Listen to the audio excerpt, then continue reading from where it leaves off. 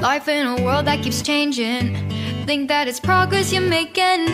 Copy and paste pretty faces all the time. Pictures so perfect we play. Hello wonderful people, welcome back again to Anointed Lady TV, the home of news and politics.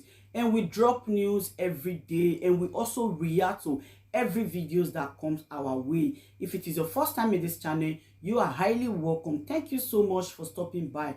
And if you are returning subscribers, we appreciate you for your massive support, and we say may God richly bless you all for supporting this channel. And if you haven't subscribed, please kindly smash on the subscribe button, put on the bell so you get to know anytime we drop a new video.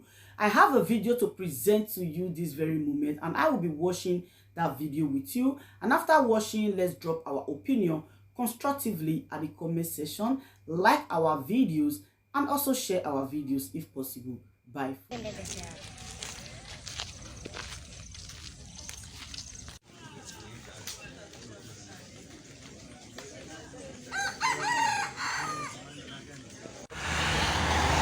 me start Uniabuja as chairperson.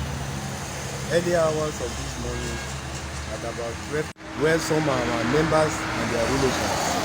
The number of people kidnapped, they are 6 in number.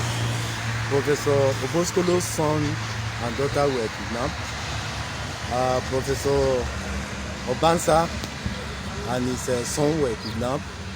Dr. Tobins from engineering was also kidnapped, and Sambo Mohammed from registry was also kidnapped, making a sum total of 6 individuals that were taken away early hours of this morning.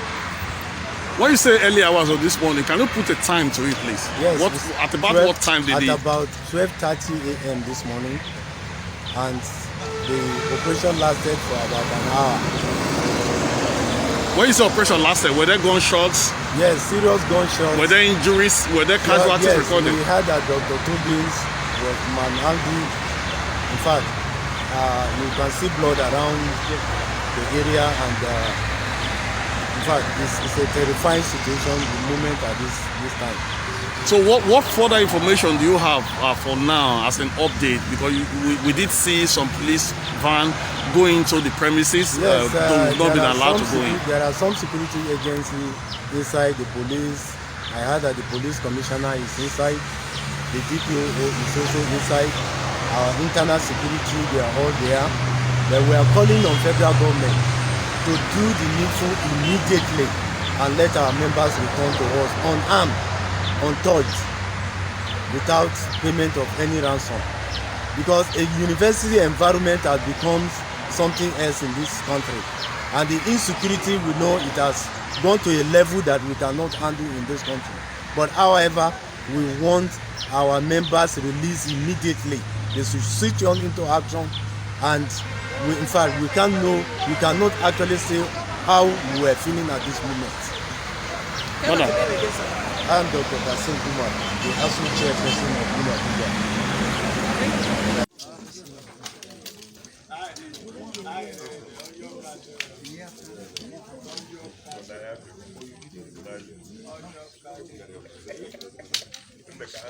It's as even when they started, he hid inside the ceiling. So I heard is the one that I was telling you was actually.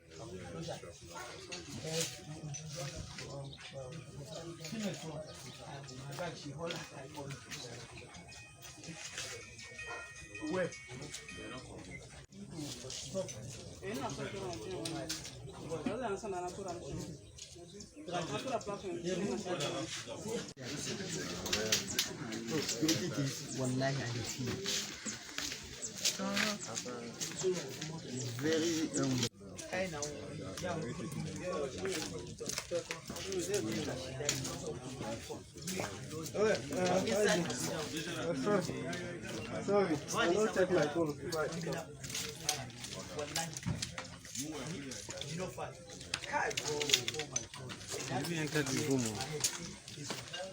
Sorry, sir.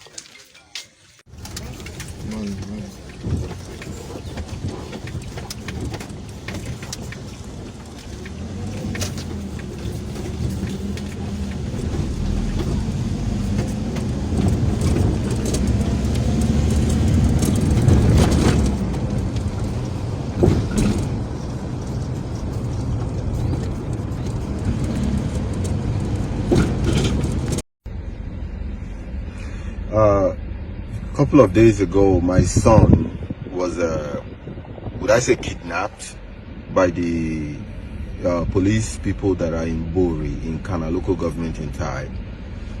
These people saw my son with a new phone, a wristwatch. I bought that phone. I also bought the wristwatch. I take care of my son. He's in school. I am not that father who is going to abandon his son. I take care of my son. I give him what he needs, not what he wants.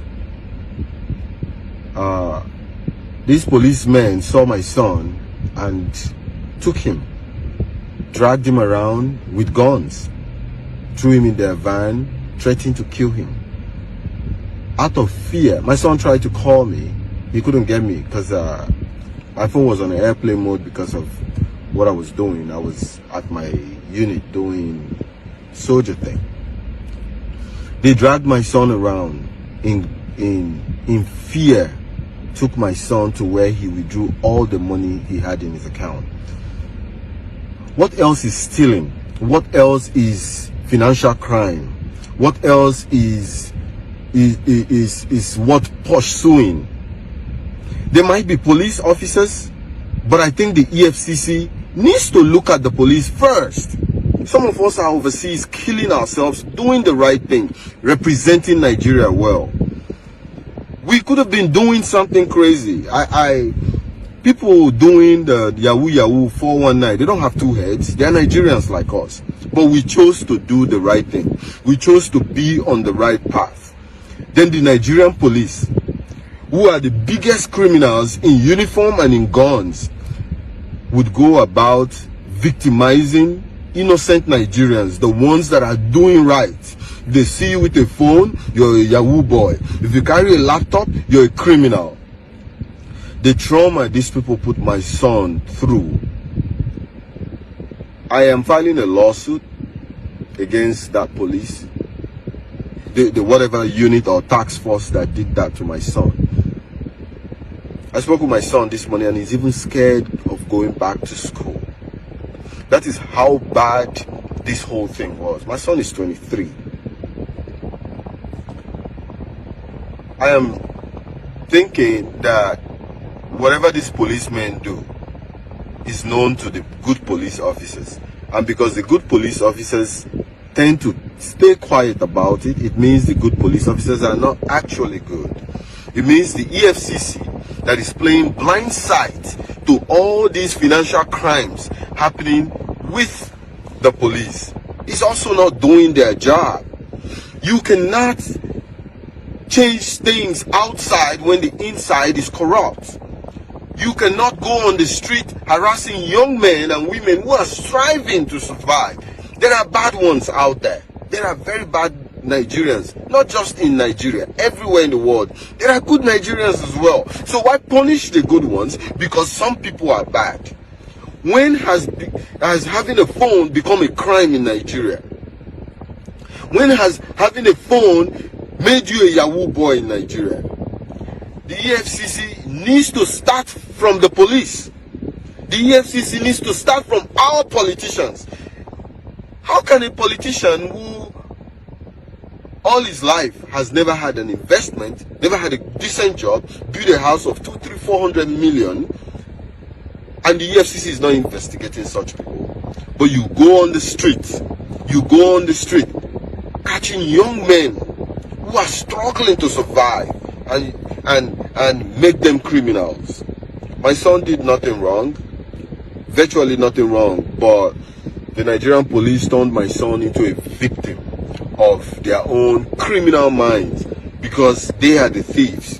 So you empower thieves with guns, so what they do is go on the street to harass people. This is not going to fly.